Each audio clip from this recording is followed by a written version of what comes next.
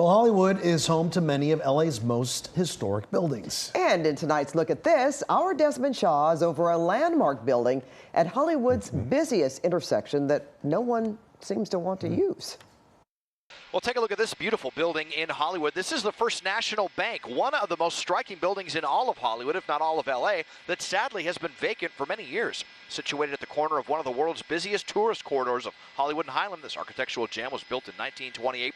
At 13 stories tall, it was the tallest building in Hollywood, the tallest office building in LA, and the second highest building in all of LA behind LA City Hall. Funny enough, back in those days, no building was allowed to be taller than City Hall, a regulation that endured into the 1950s. A mix of Art Deco and Gothic styles that replaced another much smaller bank building here after the merger of two financial institutions. According to the LA Daily Mirror, that was the First National Bank and Pacific Southwest Trust. They thought that an impressive new building in the heart of Hollywood would be a display of their economic prowess that could lure in new customers. Local legendary architects Meyer and Holler were enlisted to build it. They're the same duo responsible for so many enduring Hollywood icons like the Egyptian, Chinese, and El Capitan theaters.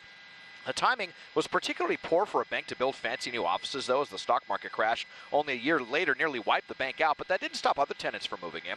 According to historian Mary Mallory, attorneys, investment firms, and dentists love the digs here, and of course it would prove popular with entertainment-related businesses like casting firms, talent agents, and record companies. First National Bank couldn't survive the Depression, though. They were acquired by another bank in the early 1930s, which would all eventually become part of modern behemoth Bank of America.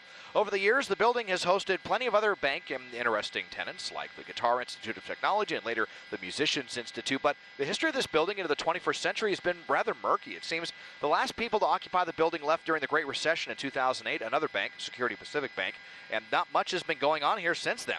There was a bizarre and high-profile episode in 2010, though, according to LA Weekly. Kayvon Sitare, who was also the last known owner of the building that I could find, was arrested for draping a massive movie poster over the building for the film How to Train Your Dragon without the city's permission. The building is on the National Register of Historic Places, but it's pretty stunning to think that a building this striking at this busy of an intersection could remain vacant for more than 15 years, but that's where we stand as of this look at the majestic First National Bank building in the heart of Hollywood. Taking a look at this from SkyCal, I'm Desmond Shaw.